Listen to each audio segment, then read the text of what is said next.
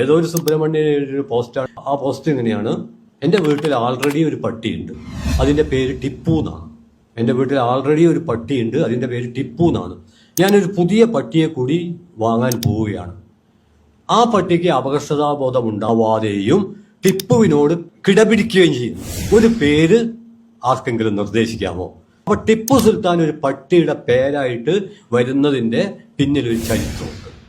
അതുകൊണ്ട് ആദ്യത്തെ പോസ്റ്റിൽ ചരിത്രമുണ്ട്. ഇനി കോഴിക്കോട്ടുകാരനായ ഒരാൾ, ഒരു അഷ്റഫ്, ഇതിനോട് കമന്റ് ചെയ്തു. ആ കമന്റ് എങ്ങനെയാണ്: അത് പറയാമല്ലോ, അതായത് പുതിയ പട്ടിക്ക് ഒരു പേര് നിർദ്ദേശിക്കാമല്ലോ, അത് വളരെ എളുപ്പമുള്ള കാര്യമാണല്ലോ. ഒന്നാമത്തെ കാര്യം. രണ്ടാമത്തേത്, പട്ടികൾക്ക് പേരിടേണ്ടത് അവരുടെ സ്വഭാവ ഗുണം പരിഗണിച്ചാണ്. അങ്ങനെയാണെങ്കിൽ വിദേശികളെ, അപരിചിതരെ ഓടിക്കുന്ന പട്ടിക്ക് ടിപ്പു എന്ന് തന്നെയാണ് പേരിടേണ്ടത്.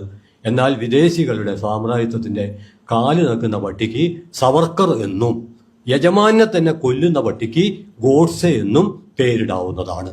ആദ്യത്തിൽ ചരിത്രമുണ്ട്, രണ്ടാമത്തേതിൽ ജ്വലിക്കുന്ന ചരിത്രബോധമുണ്ട്. ഈ ചരിത്രബോധത്തെയാണ് സാർവദേശീയ പശ്ചാത്തലത്തിൽ മാർക്സും ഇന്ത്യൻ പശ്ചാത്തലത്തിൽ കോമ്രേഡ് അംബേദ്കറും ഉയർത്തിപ്പിടിച്ചത് എന്ന് മാത്രം പറഞ്ഞുകൊണ്ട്